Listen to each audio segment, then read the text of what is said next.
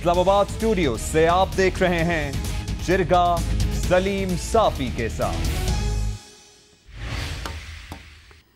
बिस्मिल्लाहिर्रहमानिर्रहीम, अस्सलाम वालेकुम नाज़रीन। 70 सालों पर मुहीत कश्मीरियों की तवील और सबर आज़मा तहरीक आज़ादी को हम चंद मराहिल में तकसीम कर सकते हैं। पहला मरहला क़याम पाकिस्तान के फ़ौरन बाद पख्तून कबायलियों और कश्मीरियों के मुसल्लह जद्दोजहद का मरहला था। दूसरा 1950 से लेकर 1980 तक सियासी जद्दोजहद का दौरानिया था, जब सैयद अली गिलानी और सैयद सलाहुद्दीन जैसे लोग भी पुरअमन जद्दोजहद और इंतखाबी अमल के ज़रिए अपनी मंजिल के हसूल की कोशिश कर रहे थे। तीसरा मरहला 80 की दहाई से लेकर 9/11 यानी 2001 तक जिहादी तंजीमों के ज़रिए मुसल्लह जद्दोजहद का दौरानिया था। और चौथा 9/11 के बाद मज़लूमाना अवामी जद्दोजहद का दौरानिया है। जंगी लिहाज से कश्मीर को आज़ाद कराने का पाकिस्तान को एक नादिर मौका 1962 में चीन इंडिया जंग के दौरान हाथ आया था, लेकिन उस वक़्त अमेरिका की दोस्ती और मोहब्बत में जनरल अयूब ख़ान ने उस मौका से फ़ायदा नहीं उठाया। सफ़ारती हवालों से बेहतरीन मौका एटमी धमाकों के बाद हाथ आया था, जब बीजेपी जैसी इंतहा पसंद जमात की तरफ से जुनूनी और इंतहा पसंद मोदी की बजाय वाजपेयी जैसे शायर इंडिया के वज़ीर आज़म बने थे और लाहौर आकर उन्होंने पाकिस्तान के वजूद को तस्लीम करने और कश्मीर पर गुफ्तगू करने पर आमादगी ज़ाहिर की थी। लेकिन बदकिस्मती से कारगिल की वजह से वो सिलसिला ख़त्म हुआ। सफ़ारती हवालों से दूसरा नादिर मौका 9/11 के बाद हाथ आया था, क्योंकि उस वक़्त अमेरिका को पाकिस्तान की ज़रूरत पड़ी थी और जनरल परवेज़ मुशर्रफ ने कहा था कि कश्मीर काज को बचाने के लिए ही उन्होंने अमेरिका का साथ दिया। लेकिन कैंप डेविड में सदर बुश का मेहमान ख़ुसूसी बनने के बावजूद वो कश्मीर के मामले पर अमेरिका को इस्तेमाल करके हिंदुस्तान से कश्मीरियों को कोई रियायत दिलवाने में कामयाब ना हो सके। परवेज़ मुशर्रफ के बाद सिफारती लिहाज से एक और मौका अब इमरान ख़ान साहब को हाथ आया था, लेकिन लगता है कि वो मौका भी ज़ाया होता जा रहा है। मेरे इस दावे की बुनियाद ये है कि इमरान ख़ान साहब के वज़ीर आज़म बनते वक्त कुछ बुनियादी तब्दीलियाँ रुनुमा हुई थी। परवेज़ मुशर्रफ, जरदारी और मियां नवाज़ शरीफ के अदवार में पाकिस्तान को बुरी तरह दहशतगर्दी का सामना था और उसके होते हुए वो किसी दूसरे महाज पे ख़ास तवज्जो नहीं दे सकते थे। लेकिन इमरान ख़ान को ऐसे वक्त में इक़्तिदार मिला कि दहशतगर्दी का जिन बड़ी हद तक काबू में आ गया था। दूसरी बड़ी तब्दीली ये आई थी कि वानी की शहादत के बाद मकबूजा कश्मीर में खालिस अंदरूनी और अवामी बगावत जन्म ले चुकी थी और पाकिस्तान से मुदाखलत के मुकम्मल ख़ात्मे की वजह से दुनिया ये देख रही थी कि ये खालिस अंदरूनी और मज़लूमाना जद्दोजहद है, जिसे दुनिया में मार्केट करना निस्बतन आसान था। तीसरी बड़ी बुनियादी तब्दीली बीजेपी और नरेंद्र मोदी की हिंदुत्व की जारहाना पॉलिसी की सूरत में आई थी, जिसकी वजह से न सिर्फ हिंदुस्तान के अंदर अक़लियतें अदम तहफ़्फ़ुज़ की शिकार हुईं, बल्कि उसके इंतहा पसंद चेहरे से सेकुलरिज़म का निकाब भी उतर गया था। चौथी और सबसे बड़ी तब्दीली ये आई थी कि 9/11 के बाद पहली बार अमेरिका ने डोनाल्ड ट्रंप की वजह से अफ़गानिस्तान से इनख़ला की अपनी पॉलिसी वाज़ेह की और उसके लिए उसे पाकिस्तान की मदद दरकार थी, जो पाकिस्तान ने फराहम कर दी। गोया 2001 के बाद ये पहला दौर था कि अमेरिका तालिबान के मामले पर पाकिस्तान का मोहताज बन गया था। यूँ पाकिस्तान इसे कश्मीर और हिंदुस्तान के मामले में बारगेनिंग चिप के तौर पर इस्तेमाल कर सकता था, लेकिन बदकिस्मती से नातजुर्बाकारी और किसी हद तक गैर संजीदा टीम की वजह से इमरान ख़ान साहब की हुकूमत इन सब अवामिल को अपने और कश्मीर के हक़ में इस्तेमाल करने में कामयाब साबित नहीं हुए। इस नाकामी की दो बुनियादी वजूहात नज़र आती है। पहली, नाअहल और नामुनासिब टीम का इंतखाब, और दूसरी इमरान ख़ान साहब की नातजुर्बाकारी और गलत अंदाज़े। शाह महमूद कुरैशी साहब को वज़ीर ख़ारजा बनाना शायद पहली बड़ी गलती थी, क्योंकि वज़ीर ख़ारजा होकर भी ख़ारजा उमूर उनकी तरजीह नज़र नहीं आती।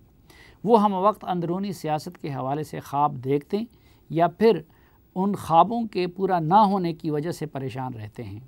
उमूरी कश्मीर के लिए अली अमीन गंडापुर साहब और अब कश्मीर कमेटी के लिए शहरयार अफरीदी साहब का इंतखाब इसकी दो और नुमायाँ मिसालें हैं, क्योंकि वो दोनों काबिल एहतराम हैं لیکن ان دونوں کو پاکستان کے اندر کوئی سنجیدہ نہیں لیتا تو کشمیر یا عالمی محاذ پر انہیں کوئی کیوں سنجیدہ لے گا؟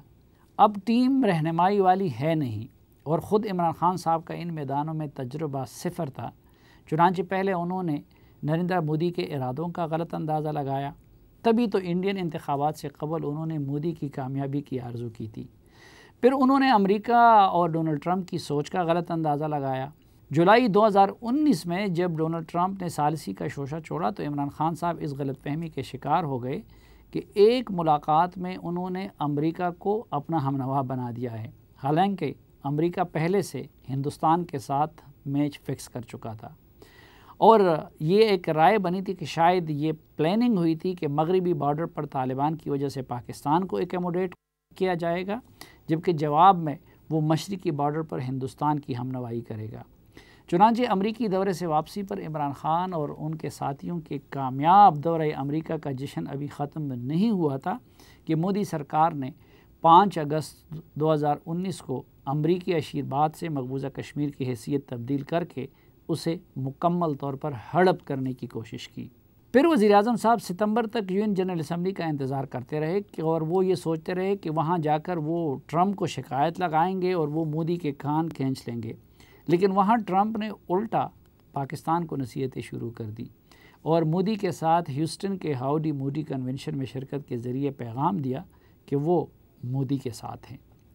ہندوستان پر سفارتی دباؤ کے لیے دوسرا فورم عالم اسلام کا ہو سکتا تھا، لیکن اس معاملے میں بھی PTI کی حکومت نے افراط و تفرید سے کام لیا۔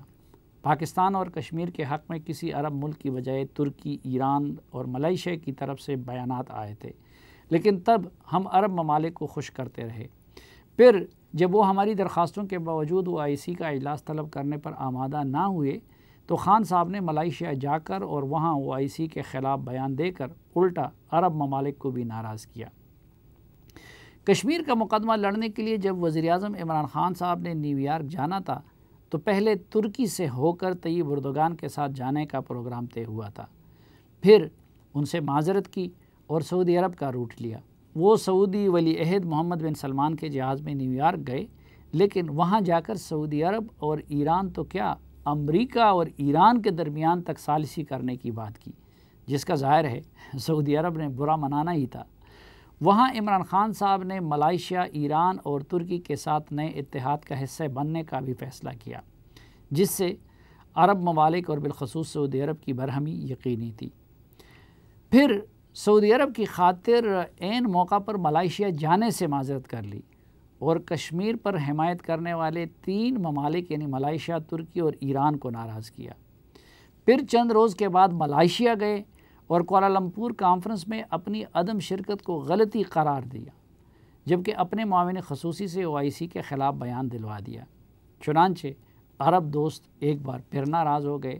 یوں عالم اسلام کے معاملے میں بھی پاکستان نہ ادھر کے رہے نہ ادھر کے رہے، نہ خدا ہی ملا نہ وصال صنم والی کیفیت سے دوچار ہے۔ چنانچہ مودی سرکار کے ہاتھوں مقبوضہ کشمیر کو دنیا کا سب سے بڑا قید خانہ بنے ہوئے 1 سال پورا ہو گیا، لیکن حکومت پاکستان راہ تکتے کشمیریوں کے دکھوں کو رتی بھر بھی کم کرنے میں کامیاب نہ ہو سکا۔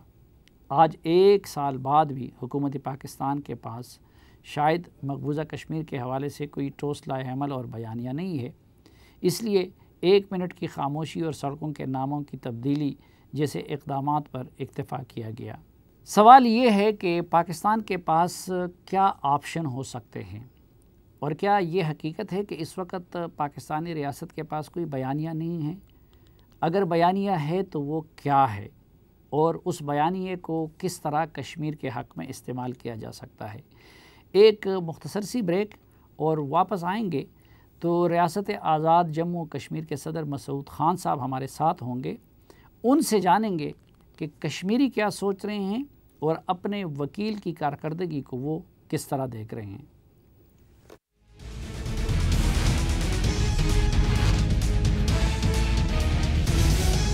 خوش آمدید آپ کو جرگے میں۔ ہمارے ساتھ ہیں ریاست آزاد جموں و کشمیر کے صدر اور سابق تجربہ کار سفارتکار جناب مسعود خان صاحب، بہت شکریہ جی ہمیں وقت دینے کے لیے۔ بہت بہت شکریہ مجھے بلانے کا۔ اور اکثر میں یہ کہتا ہوں کہ جی کشمیر بنیادی طور پر کشمیریوں کا ہے، جی جی، اور فیصلہ بھی کرنا ان کا حق ہے، اور زیادہ تر بات اس پہ دوسری جگہوں پہ کی جاتی ہے، اس لیے ہم نے آپ کو زحمت دی کہ آپ ہی اس ریاست کے صدر ہیں، تو کشمیریوں کی فیلنگز کو آپ سے زیادہ کوئی اور نہیں سمجھ سکتا۔ لیکن میں آغاز کرنا چاہوں گا 5 اگست کو جماعت اسلامی کے سیمینار میں آپ نے جو گفتگو کی تھی اس کا ایک کلپ ذرا ہم آپ کو دکھانا چاہتے ہیں۔ لیکن میں یہ کہنا چاہتا ہوں کہ اب ہمارے پاس وقت نہیں ہے، وقت ختم ہو گیا ہے آزادی کشمیر کا۔ مجھے یاد ہے جب میں زمانہ طالب علمی میں 70 کی دہائی میں ایک کشمیری بزرگ مجھے ملے اور میں ان کے سامنے کشمیر کے سلسلے میں جذباتی تقریر کر رہا تھا، تو انہوں نے کہا تم وقت ضائع کر رہے ہو، میرا تجربہ ہے۔ ان کا تجربہ ذرا مختصر تھا ویسے، سن 1947 سے لے کر 70 تک تھا، تو ان کا یہ کشمیر آزاد نہیں ہوگا۔ تو اس سلسلے میں جو تم جذباتی ڈائلاگ بول رہے ہو ان کو چھوڑ دو۔ تو میں نے سوچا کہ یہ کتنی مایوسی اور بے ہمتی کی بات کر رہے ہیں۔ میں مجھ سے تھوڑا سا پھر گیا اور میں نے مجھ سے بہت ہی گستاخانہ اختلاف نظر کیا۔ جب آج لوگوں کو میں سنتا ہوں تو مجھے لگتا ہے کہ ان کی پیشین گوئی درست ثابت ہوئی، اور ابھی جو ہم آگے دیکھ رہے ہیں تو مجھے کوئی اس قسم کی امید کی کرن نظر نہیں آ رہی۔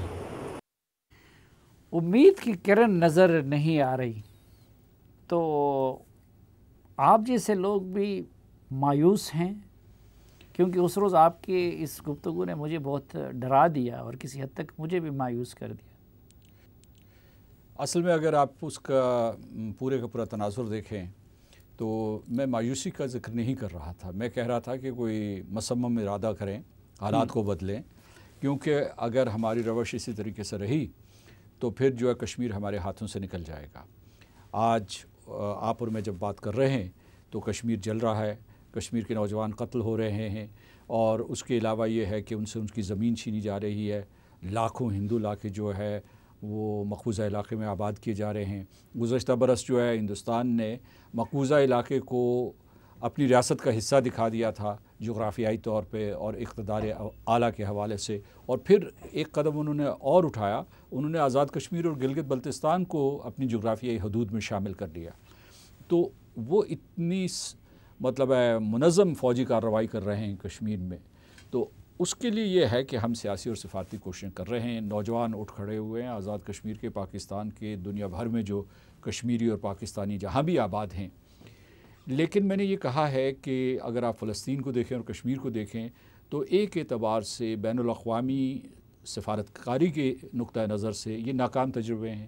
سن 1948 میں قراردادیں پاس ہونا شروع ہوئی، ایک ڈیکیڈ تک کشمیر کے اوپر جو ہے قراردادیں پاس ہوتی رہی، ان کے اوپر آج تک عمل درآمد نہیں ہوا۔ اب ہندوستان نے 9 لاکھ فوج سے حملہ کر دیا ہے ایک مقبوضہ علاقے کے اوپر، اور وہاں کی جو ہے اس کو کہتے ہیں اسکوچڈ ارتھ پالیسی، کہ پوری کی پوری زمین کو، وہاں کے لوگوں کو تباہ و برباد کیا جا رہا ہے۔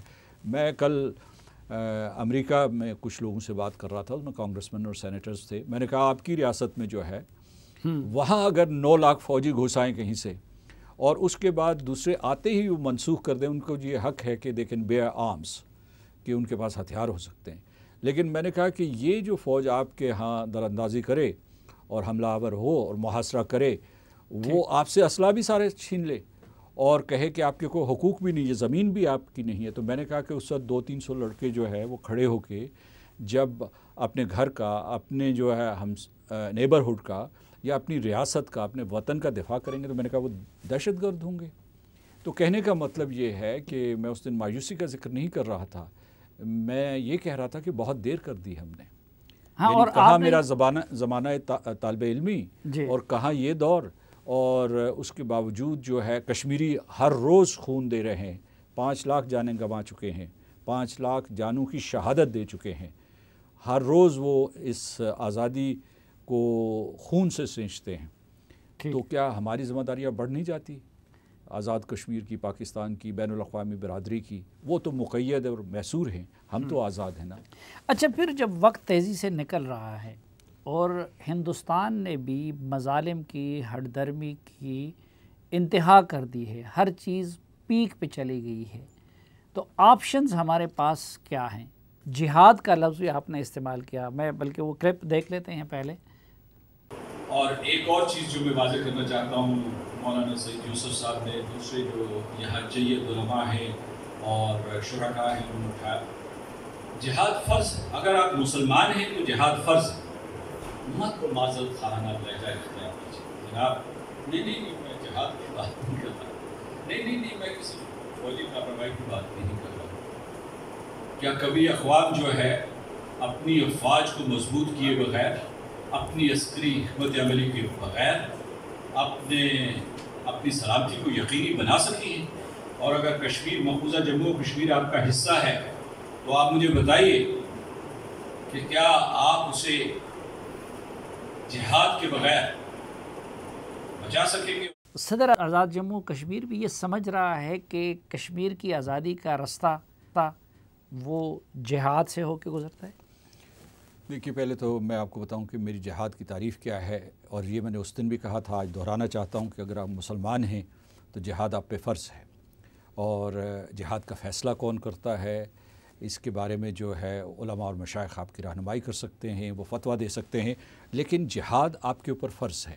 اور اس دن بھی میں نے کہا تھا کہ جہاد کی کئی قسمیں ہیں، اس کی ایک نہیں کئی جہتیں ہیں، اور اس میں جو ہے آپ جو سیاسی اور سفارتی کوشش کرتے ہیں، یا ذرائع ابلاغ کے ذریعے کوشش کرتے ہیں، یا بین الاقوامی برادری کا ضمیر جگانے کی کوشش کرتے ہیں، یا جو ایک ساری بین الاقوامی برادری کو متفق اور متحد کرنے کی کوشش کرتے ہیں، تو یہ سب جہاد ہے۔ لیکن یہ میں کہہ رہا تھا کہ اگر آپ جو تحریک آزادی ہیں، فریڈم موومنٹس، ان کو دیکھیں تو لوگوں نے صرف تقاریر سے یا صرف جو ہے واضح و تلقین سے جو ہے وہ آزادی حاصل نہیں کی، کیونکہ دوسری طرف ایک قابض فوج ہے، اور یہ ہندوستان ہے۔ ہندوستان جو دنیا کی ایک ابھرتی ہوئی معیشت ہے، طاقت ہے، اس کے پاس پیسہ ہے، اس میں سے جو 12 سے 14 لاکھ کی فوج ہے، اس میں سے پیراملٹری ٹروپس کو شامل کر کے 9 لاکھ تو اس نے یہاں متعین کیے ہوئے ہیں مقبوضہ علاقے میں۔ تو آپ کیا سمجھتے ہیں کہ وہ آپ کا علاقہ چھوڑ دیں گے، وہ خالی کر دیں گے اس لیے کہ آپ اقوام متحدہ کی سلامتی کونسل میں چلے گئے ہیں؟ میں یہ نہیں کہہ رہا کہ ہمیں سلامتی کونسل میں نہیں جانا چاہیے، بار بار جانا چاہیے، ہمیں دستک دینی چاہیے جب تک کہ وہ دروازہ نہ کھولیں اور ہماری بات نہ سنیں، کیونکہ وہ تو مسئلہ کشمیر کی جو کتاب ہے اسے بند کر کے اسے انہوں نے طاق پہ سجایا ہوا تھا۔ کیونکہ یہ میں آپ کو یہ بتا دوں کہ وہاں جو یونائٹڈ نیشنز کا ایجنڈا ہے، یونائٹڈ نیشن سیکیورٹی کونسل کا ایجنڈا ہے، اس سے 1947 سے لے کر 1948 سے لے کر اب تک کشمیر کا ایجنڈا، ہندوستان پاکستان کویسچن جو ہے وہ اس کے ایجنڈے پہ رہا ہے۔ لیکن اس ایجنڈے کا کیا فائدہ جس میں فیصلہ نہ ہو سکے، یا سلامتی کونسل نے جو اپنی قراردادیں پہلے سے منظور کی تھی ان کے اوپر عمل درآمد نہیں ہو رہا۔ میں آپ کو بتاتا ہوں، آپ پوچھ رہے ہیں کہ کیا راستہ ہے۔ راستہ ہے کہ اس کو ایک کرٹیکل پوائنٹ پہ لے جائیں، ایک بوائلنگ پوائنٹ پہ لے جائیں بین الاقوامی سطح پہ، تاکہ سلامتی کونسل مجبور ہو، ہندوستان مجبور ہو کہ یہ قتل عام، یہ نسل کشی جو ہے کشمیر میں کر رہا ہے، اس کو ختم کرے۔ بوائلنگ پوائنٹ پہ یا کرٹیکل پوائنٹ پہ یقیناً اس کو لے چکے ہیں کشمیری اپنی مظلومانہ جدوجہد کے ذریعے، اپنے قربانیوں کے ذریعے ہے، یا پھر قربانی جیسے لوگوں کے ذریعے یہ کشمیر عالمی افق پہ آ گیا، یا پھر اس میں مودی کی جارحیت نے اور ہندوتوا نے اس کو بھی کنٹریبیوٹ کیا۔ لیکن جب آپ جہاد کا لفظ استعمال کرتے ہیں، یقیناً جہاد کی تعریف پہ وہ چیزیں بھی آتی ہیں، سفارتی کوششیں بھی، اور سب سے افضل جہاد تو اپنے نفس کے ساتھ جہاد کو بھی قرار دیا گیا ہے۔ لیکن مروجہ معنوں میں اس سے قتال اور مسلح جدوجہد مراد لیا جاتا ہے۔ تو آپ سے زیادہ سفارتی نزاکتوں کو کوئی زیادہ نہیں جانتا، آپ وہ صدر ہیں کہ جو اقوام متحدہ میں بھی پاکستان کی نمائندگی کر چکے ہیں، تو کیا وہ مسلح جدوجہد کا آپشن آزاد کشمیر اور گلگت بلتستان کی حد تک آج ہمارے پاس اویلیبل ہے؟ اور اگر ہم اس کو آزماتے ہیں تو یہ جو FATF اور اس طرح کی چیزوں کا اطلاق اس پہ نہیں ہوگا؟ دیکھیے، اس کا جواب یوں دوں گا کہ قتال جہاد نہیں ہے، اور اس کے لیے ایک الگ فتویٰ لینا پڑے گا، اور بلا جواز قتال تو بالکل بھی جہاد نہیں ہے۔ جہاد ایک مقصد کے لیے ہوتا ہے، آپ اپنی اقدار کے دفاع کے لیے اسے استعمال کرتے ہیں، اور عام طور پہ میں نے یہ دیکھا ہے، غزوات میں بھی دیکھ لیجئے گا کہ جتنے بھی جہاد کیے گئے ہیں یا جو غزوات لڑی گئی تھی وہ دفاعی تھی۔ حضور نے کبھی بھی یہ تعلیم نہیں دی کہ آپ جارحیت کا مظاہرہ کریں، اپنے حقوق، اپنے اقدار، اپنی تعلیمات کے دفاع کے لیے، اپنے طرز زندگی کے دفاع کے لیے کیا گیا ہے۔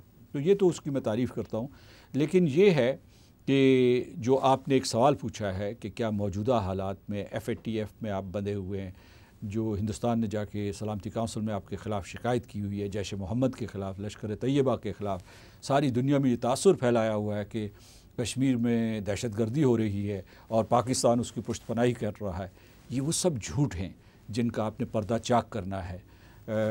جو مقبوضہ جموں و کشمیر، اس میں کشمیری دہشت گرد نہیں ہیں، ہندوستان کے 9 لاکھ فوجی دہشت گرد ہیں جو دہشت گردی کر رہے ہیں، وہاں بیچارے نہتے لوگوں کو مار رہے ہیں اور جعلی مقابلوں میں مار رہے ہیں، اور یہ جو محاصرے و تلاشی کے آپریشنز میں مار رہے ہیں، تو وہ دہشت گرد قوت ہے۔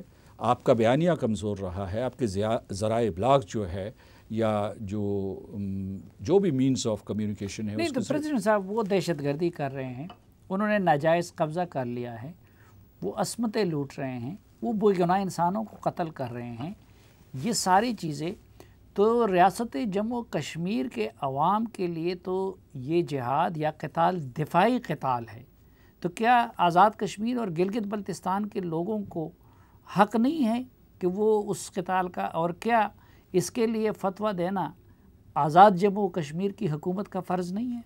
دیکھیے بالکل فرض بنتا ہے، اور دوسری میں بار بار تھوڑا سا ٹھٹک سا جاتا ہوں جب قتال کا لفظ آپ استعمال کرتے ہیں۔ جہاد درست ہے، کیونکہ قتال جو ہے غیر مسلم قوتیں بھی کر سکتی ہیں اور غیر شرعی مقاصد کے لیے بھی ہو سکتا ہے، لیکن جہاد صرف شرعی مقاصد کے پاس ہو سکتا ہے، اور اس میں اجماع ہونا بہت ضروری ہے، اور اس میں باقاعدہ ایک اتھارٹی ہوگی جو یہ فیصلہ کرے گی کہ جہاد ہوگا یا نہیں ہوگا۔ ہم 6 مرتبہ جہاد کر چکے ہیں کشمیر کے سلسلے میں، یعنی یہ کوئی نئی بات نہیں ہے۔ سن 1947 میں آزاد جموں و کشمیر کے لوگوں نے بندوق اٹھائے تھے، اس وقت بندوق بھی نہیں تھے بلکہ ہم درے میں گئے تھے، وہاں سے بندوقیں لائے تھے، اور اس کے بعد ہمارے پاس ڈنڈے اور کلہاڑیاں تھیں، نہتے لوگ تھے۔ اسی طرح گلگت بلتستان میں ہم نے ڈوگرا فوج کو وہاں سے مار بھگایا تھا، پسپا کر دیا تھا۔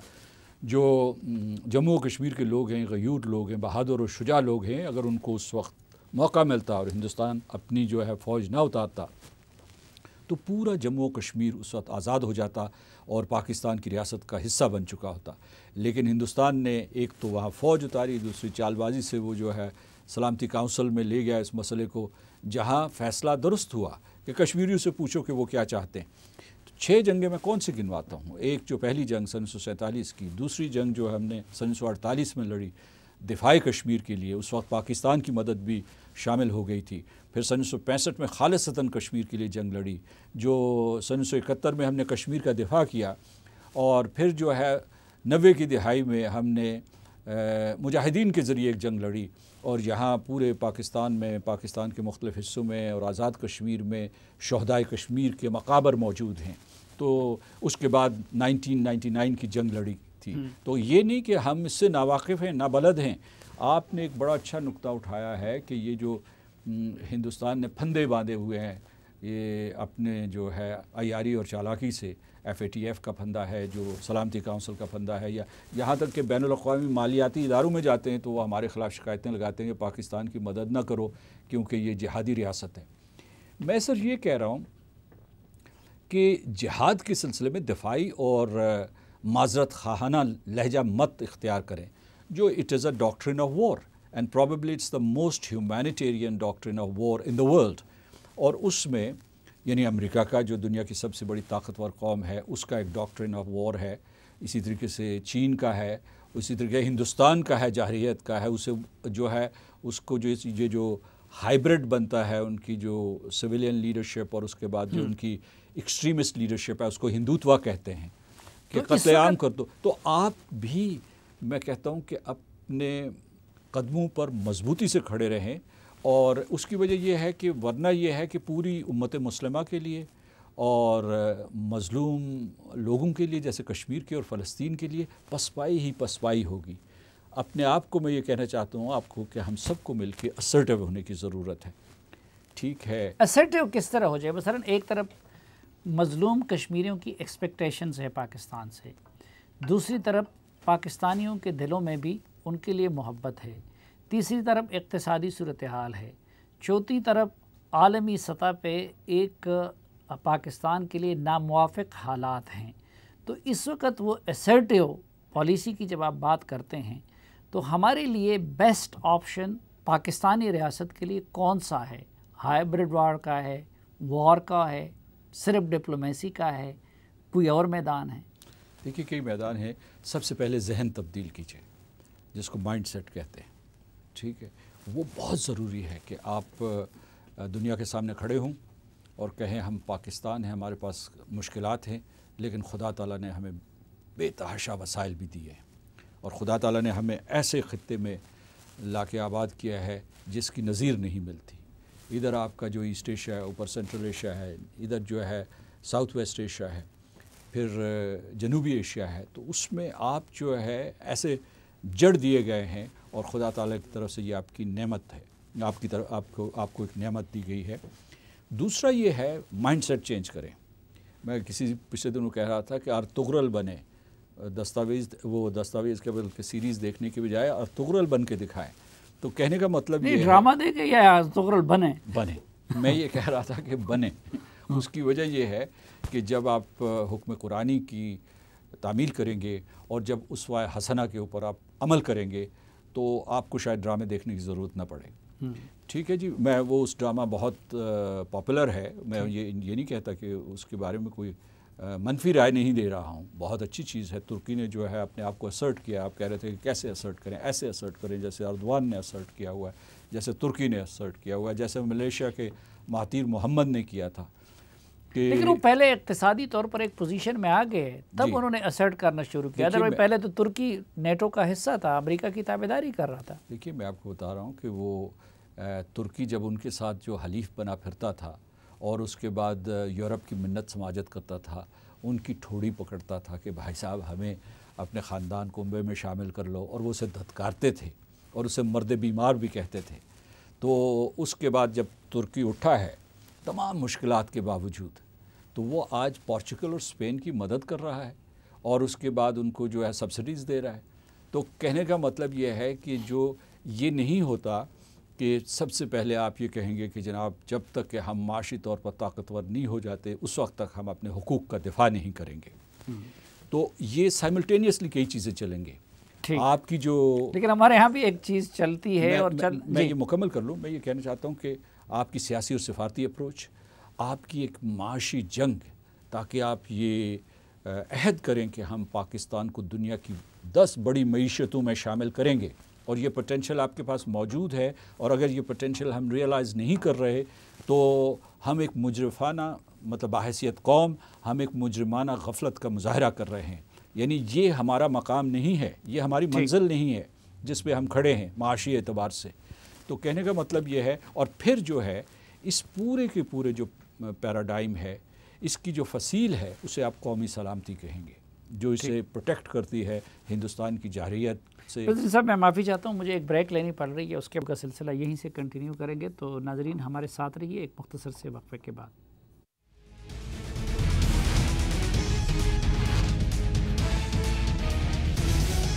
ایک بار پھر خوش آمدید آپ کو جرگے میں. ہمارے ساتھ ہیں صدر ریاست آزاد جموں کشمیر جناب مسعود خان صاحب.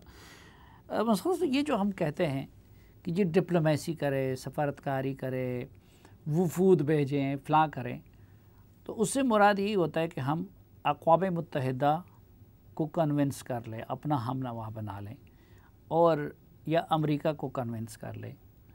لیکن آپ نے اقوام متحدہ میں سرو بھی کیا ہے، پاکستان کی نمائندگی بھی کی ہے. ابھی وہ بھی ذرا کلپ سنتے ہیں. دوسری طرف جو ہے ادھر سے آپ بالکل مایوسی کا اظہار کر رہے ہیں. ایک اور بات میں آپ کو بتاؤں، اقوام متحدہ انصاف نہیں کرے گا، کسی صورت میں انصاف نہیں کرے. میں اقوام متحدہ میں رہا، میں ملٹی لیٹرل ڈپلومیسی میں جو ہے وہ تقریباً لگ بھگ میں نے 20 سال گزارے. میں شہادت دیتا ہوں کہ وہ آپ کو انصاف نہیں کرے. آپ شہادت دے رہے ہیں، اور آپ کی شہادت سے مستند شہادت کوئی اور نہیں ہو سکتی کہ ادھر سے انصاف نہیں ملے گا. تو جدھر سے مجھے انصاف ملنے کی توقع ہی نہیں ہے، امید ہی نہیں ہے، تو پھر میں اس پہ اپنی توانائیاں کیوں خرچ کر رہا ہوں؟ دیکھیے، اگر یہ میں نے وہاں جلسے میں نہیں کہا تو اب کہتا ہوں، اور اس میں جو ہے ایک جو ہے میں نے اور چیز کا اضافہ کرنا تھا، وہ یہ ہے کہ آپ کو اقوام متحدہ انصاف نہیں دے گا جب تک کہ آپ جو ہے مسئلہ کشمیر کو ایک بین الاقوامی تحریک میں تبدیل نہیں کر دیتے، اور دوسرا آپ کا دباؤ جو ہے وہ سلامتی کونسل کے مستقل ارکان پر نہیں پڑتا۔ مثلا اس وقت 4 مستقل ارکان ایسے ہیں جو ہندوستان کے ساتھ ہیں، آپ کے ساتھ نہیں ہیں، یہ ایک حقیقت ہے، اور یہی ہماری سب سے بڑی مجبوری ہے۔ اسی وجہ سے آپ کو انصاف نہیں مل سکتا، اور وہ ہیں ریاست ہائے متحدہ امریکہ، برطانیہ، فرانس اور رشین فیڈریشن۔ اور یہ میں ان کا شکریہ ادا کرتا ہوں کہ اب انہوں نے کم از کم غیر رسمی بحث کی اجازت دے دی ہے، ورنہ تو یہ چین کے سوا یہ باقی سب ان کے ساتھ کھڑے ہیں۔ جی، ان کے ساتھ کھڑے ہیں۔ اور دوسرا یہ ہے کہ جو چین بھی متحرک ہوا ہے وہ 5 اگست 2019 کے بعد ہوا ہے، کیونکہ ہندوستان نے، آپ کو پتہ ہے اس وقت راج ناتھ سنگھ نے اور نریندر مودی نے یہ دھمکی دی تھی کہ ہم نے مقبوضہ جموں و کشمیر کے اوپر قبضہ کر کے اسے ہندوستان کا حصہ تو بنا دیا، اب ہم آزاد کشمیر کے اوپر فوجی حملہ کریں گے اور اقصی چین کے اوپر کریں گے۔ تو چین ایک دم جاگ اٹھا اور اس نے کہا کہ اقصی چین جو کہ ہم اپنا علاقہ سمجھتے اس پر تم حملہ کرو گے، تو انہوں نے پھر جوابی کارروائی اور جوابی اقدامات لینے شروع کر دیے۔ لیکن یہ چیز میں آپ کو بتانا چاہتا ہوں کہ چین کی سہولت کاری کی وجہ سے ہم اقوام متحدہ کی سلامتی کونسل میں پہنچے ہیں، جہاں ہم نے غیر رسمی اجلاس کروائے ہیں۔ اچھا، میں یہ کہہ رہا تھا، اصل میں اس وقت جو جلسے میں یہ کہہ رہا تھا کہ ایک تو آپ اقوام متحدہ کے پاس جا رہے ہیں اور ایک بین الاقوامی تحریک بنائیں، انٹرنیشنل سول سوسائٹی کی، پارلیمنٹس، ذرائع ابلاغ عامہ، تھنک ٹینکس، لیکن اپنا ایکو سسٹم بنائیں۔ مسلمان ہیں، 2 ارب کے قریب ہیں۔ جو آرگنائزیشن آف اسلامک کوآپریشن ہے وہ کہتی ہے کہ 1.6 بلین ہیں، یا مسلمان جو ان کی مجموعی تعداد ہے، یا 1.7 بلین ہے، میرے اندازے کے مطابق 2 بلین کے قریب ہیں۔ جب حضور غار حرا سے نکلے تھے تو وہ فرد واحد تھے، اور آج ان کی امت جو ہے 2 ارب لوگوں کی ہے۔ آپ کو بانٹا ہوا ہے، ٹھیک ہے، آپ کا اپنا پولیٹیکل سسٹم کیوں لیکن نہیں آپ سے بہتر یہ بھی کوئی نہیں جانتا کہ عالم اسلام میں بھی فیصلے نہ اخلاقیات کی بنیاد پہ ہوتے ہیں، نہ میرٹ پہ ہوتے ہیں، آپس میں ان کی رقابتیں ہیں، گروپنگ ہے، اور اب تو وہ بھی جو ماضی میں OIC جتنا کچھ ہمارے لیے کرتا تھا اب اس سے بھی پیچھے ہٹ گیا ہے۔ تو یہ اسلامی ممالک کی جس طرح ہم نے ہینڈلنگ کی ہے کشمیر کے معاملے پہ، آپ کو اس میں کوئی سقم نظر نہیں آیا؟ اور ان سے توقع لگانا OIC سے، کیا اقوام متحدہ سے توقع لگانے جیسا معاملہ نہیں ہوگا؟ نہیں، میں اور چیز کہہ رہا ہوں۔ میں یہ کہہ رہا ہوں کہ ویسے سب سے پہلے میں اسلامی تعاون تنظیم کا شکریہ ادا کرنا چاہتا ہوں کہ سن 1990 سے لے کر آج تک وہ بین الاقوامی تنظیم ہے جو ہر سال جو ہے ہر وزارتی کانفرنس میں، ہر سربراہی کانفرنس میں جو ہے کشمیر کے حق خود ارادیت کی بات کرتا رہا ہے، ہندوستان کی مذمت کرتا رہی ہے یہ تنظیم۔ لیکن آپ نے صحیح بات کی طرف اشارہ کیا، اور وہ یہ ہے کہ یہ تو ہے بحیثیت تنظیم جو ان کا موقف ہے، لیکن اندر جو ان کے جو طاقتور ممالک ہیں ان کے ہندوستان کے ساتھ بڑے گہرے مراسم ہیں اور تجارتی اور معاشی تعلقات ہیں، بعض تو ان کے اسٹریٹجک الائز ہیں، اور تو ان کے ساتھ اتفاق سے ہمارے بھی بڑے اچھے تعلقات ہیں، وہ ہمارے حلیف رہے ہیں۔ تو میں یہ کہہ رہا ہوں کہ یہ جو امت بٹی ہوئی ہے اس کے لیے کوشش ہونی چاہیے دوبارہ سے۔ مطلب یہ کہ اسلامی تعاون تنظیم جو ہے ایک بہت ہی اچھی اور محترم تنظیم ہے، حرف آخر نہیں ہے اس کا موجودہ لائحہ عمل، اور میں اس لیے کہوں گا کہ کچھ انیشیٹیوز لیے گئے تھے پچھلے دنوں۔ مثال کے طور پر جو ہے کچھ ممالک جو ہے وہ علیحدہ سے ایک سوچ کو پروان چڑھانا چاہتے تھے، اس میں پاکستان تھا، ملیشیا، ترکی اور ایران شامل ہوئے تھے، شاید دوحہ بھی ہمارے ساتھ شامل ہو جاتا، مطلب قطر بھی ہمارے ساتھ شامل ہو جاتا۔ میں یہ کہتا ہوں کہ یہ جو نئی سوچ ہے یہ اسلامی نشت ثانیہ کے لیے کیٹلسٹ کے طور پر کام کر سکتی ہے، یعنی آپ منجمد نہیں ہے، ایک نئی نسل اٹھ رہی ہے، ان میں شعور ہے۔ جب یہ ہندوستانیوں کے اوپر نہیں، ایک غلطی ہم سے یہ نہیں ہوئی ہے کہ ہم نے ہیومن رائٹس کے مسئلے کو اسلام اور کفر کا معاملہ بنا دیا، تو جب ہم اس کو جہاد اور اسلام اور کفر کا معاملہ بنائیں گے تو پھر چین جیسے ممالک اور امریکہ جیسے ممالک سے ہم تعاون کی امید کیسے کر سکتے ہیں؟ کیا مسلمان ہونا کوئی جرم ہے؟ نہیں. ٹھیک ہے، اور اگر آپ کو مسلمان ہونے کی سزا دی جا رہی ہے، کشمیر میں ہو یا یو پی میں ہو یا دلی میں ہو، تو کیا آپ یہ ذکر نہ کریں کہ مسلمانوں کے اوپر ظلم ہو رہا ہے؟ ہم کیوں چھپائیں ہم نہیں، اپنی لیکن اگر شناخت آپ کو؟ مذہب کو بنیاد بنائیں گے اس نہیں جی، اسٹرگل کے لیے، حق خود ارادیت کیوں نہیں؟ تو پھر ایک غیر مذہبی ملک یا دوسرے مذہب والا ملک میرے ساتھ کیوں تعاون کرے؟ دیکھیے، حق خود ارادیت سر فہرست ہے، وہ کلید ہے، اور اس کو کبھی ہم نے ترک نہیں کیا. یعنی یہ میں آپ کو بتا رہا ہوں کہ جو بھی ہماری سفارتی اور سیاسی کوشش رہی ہے، جب ہم دنیا سے بات کرتے ہیں، مغربی دنیا سے بات کرتے ہیں، تو ہم حق خود ارادیت کی بات کرتے ہیں، حقوق انسانی کی بات کرتے ہیں. اس وقت جو ہندوستان جن جرائم کا ارتکاب کر رہا ہے، وہ ہے نسل کشی، وہ ہے نسلی تطہیر، وہ ہے جنگی جرائم. تو ہم ان بین الاقوامی قانون کی اصطلاحات میں بات کرتے ہیں. ٹھیک ہے جی، ہم یہ بات کرتے ہیں. تو کہنے کا مطلب یہ ہے کہ مسلمان کے اوپر شرمندہ ہونے کی ضرورت نہیں. اگر آپ مسلمان ہیں، آپ کو ظلم، آپ کے جو 80 لاکھ مسلمانوں کو نشانہ وادی کشمیر میں منایا جا رہا ہے، تو اس میں آپ شرمندگی نہ محسوس کریں واشنگٹن میں بیٹھ کر یہ بتانے کی کہ بھئی مسلمانوں کی نسلی تطہیر ہو رہی ہے. مسلمان ہونے پہ تو فخر ہونی چاہیے جی، لیکن ایک یہ کہ آپ کے کسی جدوجہد کی بنیاد کیا ہو، مذہب ہو، رائٹ آف سیلف ڈٹرمنیشن ہو یا کیا ہو. لیکن ایک اس حوالے سے میں تھوڑا سا یہ ایک اضافہ کر دوں، جو بالکنس میں مسلمانوں کو ٹارگٹ کیا گیا تھا نا، تو وہاں ہم نے جو ہے اقوام متحدہ میں خود جو ہے ان کا دفاع کرتا رہا ہوں. وہ اقوام متحدہ میں 90 کی دہائی میں کھلم کھلا ببانگ دہل ہم نے کہا کہ مسلمانوں کا قتل عام ہو رہا ہے، ان کی نسل کشی ہو رہی ہے. کہنے کا مطلب یہ ہے کال اے اسپیڈ اے اسپیڈ.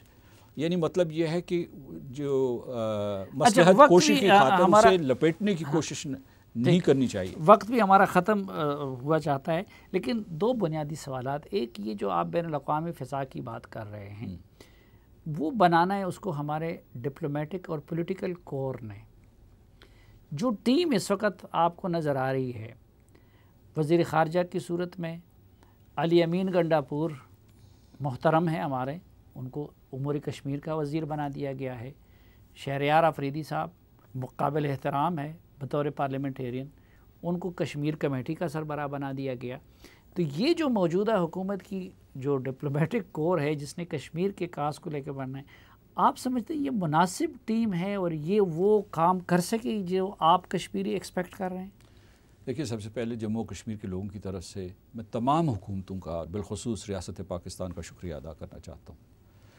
ریاست پاکستان نے بھی بہت قربانیاں دی ہیں، اور ہر حکومت جو ہے وہ کشمیر کے موقف پہ ڈٹی رہی ہے، اور کبھی اگر انہوں نے لچک دکھانے کی کوشش کی تو عوام نے اجازت نہیں دی.